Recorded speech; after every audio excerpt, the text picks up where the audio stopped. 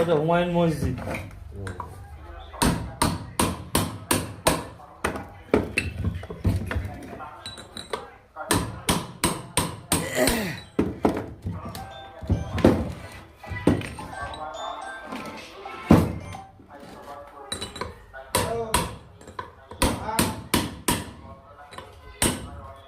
মোটরটা পুড়ে গেছে।